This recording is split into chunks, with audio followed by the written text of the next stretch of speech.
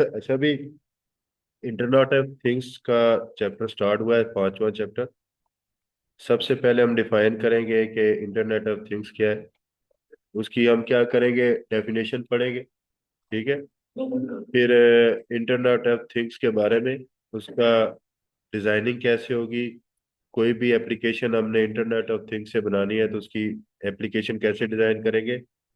Air pollution वाली जो हम एप्लीकेशन को बारे में पढ़ेंगे, तो उसमें डेटा कलेक्ट करने के लिए सेंसर भी लगे हुए हैं। उस डेटा को स्टोर करने के लिए फिर हम क्या करेंगे, क्लाउड पर जाएंगे डेटा को स्टोर करने के लिए। फिर उस डेटा को सिक्योर करने के लिए हम ब्लॉकचेन का भी इस्तेमाल करेंगे। तो इंटरनेट ऑफ थिंग्स की जो डेफिनेशन है वो ये है कि ये असल में नेटवर्क ऑफ डिवाइसेस है। Network of devices, physical devices है। ये आपस में कनेक्ट होती है किसके थ्रू, इंटरनेट के थ्रू। और इन डिवाइसेस का मकसद क्या होता है, ताकि हम डेटा कलेक्ट कर सके। डेटा हम कलेक्ट कर सके। आप मोबाइल यूज करते हैं तो मोबाइल के ऊपर आपका ट्रेंड डिटेक्ट हो रहा है। आपके ट्रेंड्स के डेटा जो है ना, वो लोगों के पास जा रहे हैं जिन्होंने मोबाइल बनाए हुए हैं, जिन्होंने एंड्रॉयड बनाया हुआ है। सारा डेटा उन्हीं के पास जा रहा है। यूट्यूब कितनी देर देखते हैं, फेसबुक कितनी देर देखते हैं, क्या चीज़ पसंद करते हैं। मैं जब प्रॉपर्टी के बारे में सर्च कर रहा था तो मुझे सिर्फ प्रॉपर्टी की एड्स आती थी। फिर जब मैंने ये आपकी जो नई बुक आई थी कंप्यूटर की, तो जब इसको सर्च करना शुरू किया तो इसी की एड्स आनी शुरू हो गई। ठीक है, कोर्सेज के रिलेटेड आनी शुरू हो गई। तो फिर जो भी आप सर्च करते हैं, फिर उसी तरह की एड्स आपको आनी शुरू हो जाती है। तो वो उस एड से क्या करते हैं, पैसा कमाते हैं। तो जितनी भी हमारी फिजिकल डिवाइसेस है वो इंटरनेट के थ्रू क्या है, कनेक्टेड है। ठीक है। किस मकसद के लिए, डेटा कलेक्ट करने के लिए। और जो वो डेटा हम कलेक्ट करते हैं, वो हम सेंसर्स के थ्रू कलेक्ट करते हैं। किसके थ्रू, ये सेंसर हम मशीन्स में लगाते हैं। चाहे वो मशीन घर में पड़ी है, चाहे बाहर पड़ी हुई है। तो कैमरा है, कोई भी चीज है, मोशन डिटेक्टर सेंसर है, कोई भी सेंसर है। तो हम सेंसर्स के थ्रू क्या करते हैं, डेटा कलेक्ट करते हैं। और ये तमाम डिवाइसेस फिजिकली आपस में कनेक्ट होती है। तो इस चीज से बनने वाला नेटवर्क क्या कहलाता है, आईओटी कहलाता है। आईओटी क्या है, नेटवर्क ऑफ फिजिकल डिवाइसेस है, जिसके थ्रू हम क्या करते हैं, डेटा कलेक्ट करते हैं। अब डेटा कलेक्ट कर लिया, फिर इसका क्या करेंगे, अब डेटा के ऊपर प्रोसेस करेंगे। डेटा को यूजफुल इंफॉर्मेशन में कन्वर्ट करेंगे। उस फिर यूजफुल इंफॉर्मेशन से हम क्या करेंगे, डिसीजन मेकिंग करेंगे, एनालिसिस करेंगे, अपनी कंपनी के लिए बेहतर फैसले करेंगे। ठीक है। ये यू फोन वाले क्या करते हैं, आपसे डेटा कैसे कलेक्ट करते हैं, आप रोजाना कॉल्स करते हैं। उनको पता चल जाता है कि एवरेज इतने लोग इंटरनेट इस्तेमाल करते हैं, इतने कॉल्स करते हैं, इतने मैसेजेस करते हैं, इतना इतने लोग इससे ज्यादा इंटरनेट यूज करते हैं। तो फिर उस डेटा को एनालिसिस करने के बाद वो क्या करते हैं, सुपर कार्ड जैसी जो है ना स्कीम लॉन्च करते हैं कि सुपर कार्ड यूज करें। सुपर कार्ड 399 से स्टार्ट हुआ है, इस वक्त 1500 रुपए तक का पहुंच चुका है। मैं भी यूफोन का सुपर कार्ड यूज करता हूँ। इसी तरह उनका देखा देखी जो है, वो टेलीनॉर वालों ने या टेलीनॉर ने पहले किया होगा, यूफोन ने बाद में किया होगा। तो ये जितने भी हमारे जायंट्स कंपनीज हैं, ये डेटा को एनालिसिस करती है। डेटा को एनालिसिस करने के बाद उसको यूजफुल इंफॉर्मेशन में कन्वर्ट करती है। फिर उसके बाद उसके ऊपर डिसीजन मेकिंग करती है, ताकि उस अदारे की अर्निंग ज्यादा हो। कभी भी आप जब भी कोई इन्वेस्टमेंट करते हैं, तो आप मार्केट का हिसाब किताब नहीं देखते कि क्या यहाँ पर कपड़े की दुकान खोलूंगा, यहाँ पर कपड़े बिकेंगे कि नहीं बिकेंगे। यहाँ पर मैं किराना स्टोर खोल रहा हूँ, यहाँ पर किराना चलेगा कि नहीं चलेगा। तो पहले आप क्या करते हैं, डेटा लेते हैं, डेटा एनालिसिस करते हैं। मैच शुरू होता है तो मैच शुरू होने से पहले दोनों टीमों के प्लेयर देखे जाते हैं, मैच की सूरत हाल देखी जाती है, पिछली उनकी हिस्ट्री देखी जाती है, उस दिन का मौसम देखा जाता है, पिच की सूरत हाल देखी जाती है, जो जो ऑडियंस होती है उनका प्रेशर देखा जाता है। फिर कितने इंजर्ड है, कितने क्या, कौन फॉर्म में है, कौन फॉर्म में नहीं है, उसको देखने के बाद कैप्टन डिसाइड करता है कि मैंने ओपनर कौन से भेजने हैं, मैंने वन डाउन पे कौन सा भेजना है, मैंने स्पेल किससे करवाना है। ये सारा डिसीजन मेकिंग कब होती है, जब आपके पास डेटा होता है। डेटा को एनालिसिस करते हैं, डेटा से आप यूजफुल इंफॉर्मेशन लेते हैं। देखिए, जब मैच हो रहा होता है तो फिर क्या उसमें ऐसे ही होता है कि आप कहें जी नहीं जी मैंने पहले बैटिंग करनी है बाद में बैटिंग करनी है। टॉस जीतते हैं ना, तो टॉस जीतने के बाद अक्सर आप जीत भी जाए तो आप कहते हैं नहीं जी पहले बैटिंग आप करें। क्यों? वो डिसीजन कर रहे होते हैं अब सारी सूरत सारा डेटा का एनालिसिस करने के बाद। तो कभी भी आपके पास कोई चीज डिसीजन मेकिंग के लिए है, तो पहले आप हमेशा होमवर्क किया करें। ये नहीं है कि बस ऐसे ही जब मेरा दोस्त बीएस कर रहा है कंप्यूटर साइंस में तो मैं भी करूँ, नहीं। आप देखिए आपके लिए कौन सा मौजू है। आप बीएस सॉफ्टवेयर इंजीनियरिंग करना चाहते हैं, बीएस केमिकल इंजीनियरिंग करना चाहते हैं, कौन सा कर सकते हैं, कौन सा नहीं आप कर सकते। ये सारी चीजें अभी से आप डिसाइड करेंगे। तो हम सेंसर के थ्रू क्या करते हैं, डेटा क्या करते हैं, कलेक्ट करते हैं, और ये सारे सेंसर डिवाइसेस क्या होती है, आपस में इंटरनेट के थ्रू क्या होती है, कनेक्ट होती है। फिर ये सारा डेटा एक जगह पर स्टोर करते हैं, फिर उस स्टोर डेटा के ऊपर प्रोसेस करते हैं, फिर उस स्टोर डेटा को प्रोसेस करने के बाद हम डिसीजन मेकिंग करते हैं। अच्छा, अब उसके बाद क्या है, आपने देखना है कि IoT बेस्ड एप्लीकेशन कौन कौन सी है। हम यहाँ पर देखेंगे कि स्मार्ट होम्स भी क्या है। स्मार्ट होम्स में भी क्या है, IoT डिवाइसेस इस्तेमाल होती है। ठीक है, होती है कि नहीं होती। उसके अलावा स्मार्ट सिटीज में भी कैमरे लगे हुए हैं, वेस्ट मैनेजमेंट है, ट्रैफिक मॉनिटरिंग है, स्मार्ट पार्किंग है। ठीक है।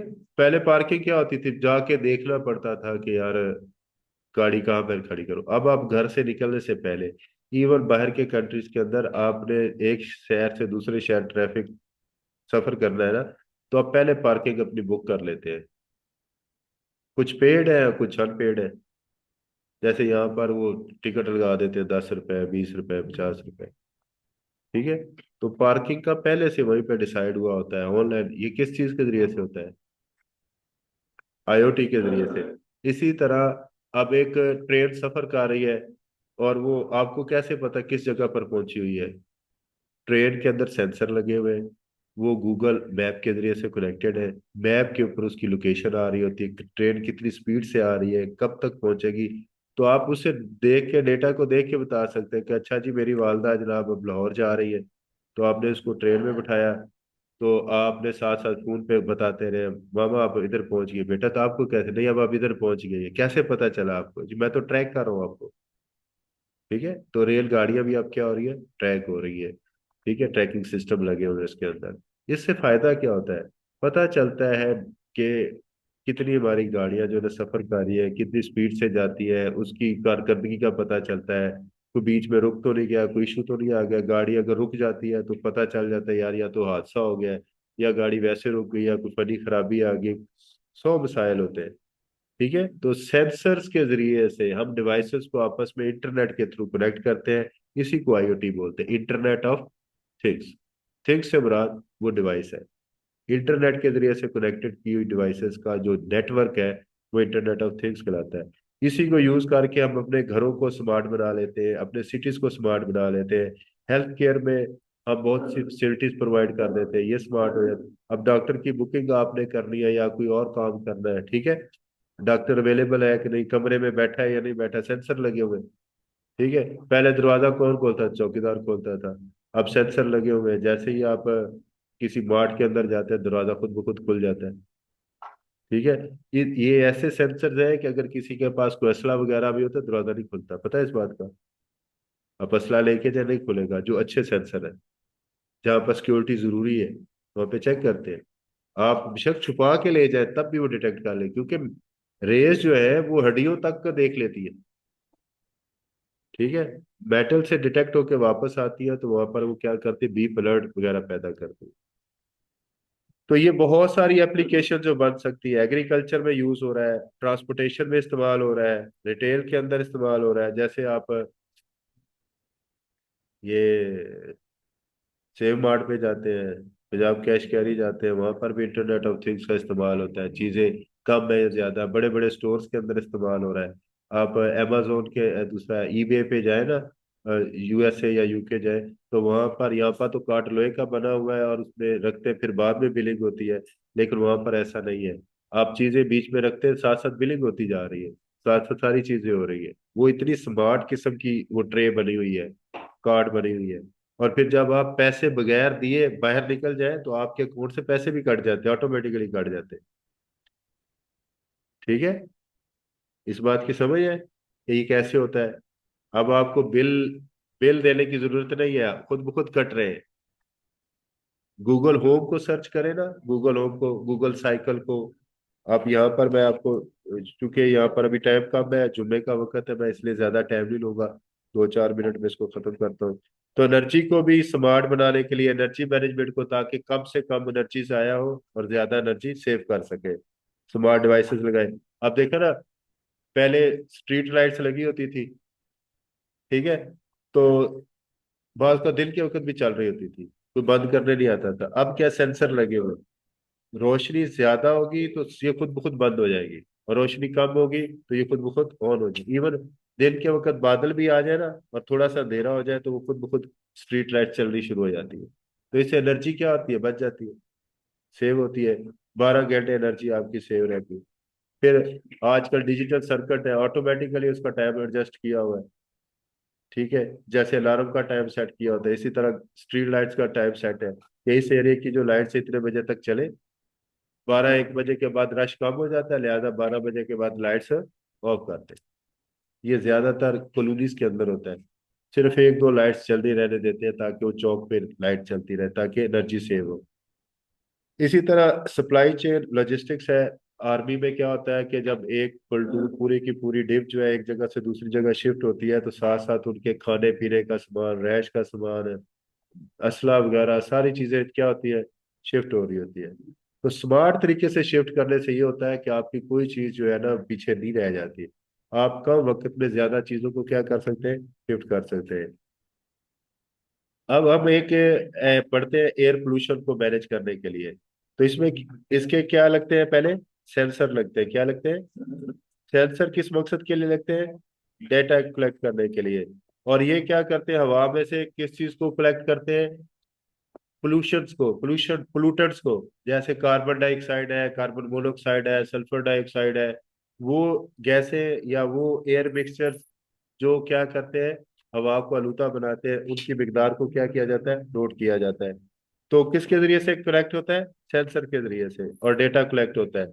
उस डेटा को कहाँ पे स्टोर किया जाता है, क्लाउड्स के ऊपर। क्लाउड क्या होता है, ऑनलाइन इंटरनेट कंप्यूटर होता है, ठीक है। और फिर इस डेटा को सिक्योर करने के लिए क्या यूज किया जाता है, ब्लॉकचेन। किस मकसद के लिए, ट्रांसपेरेंसी और सिक्योरिटी के लिए।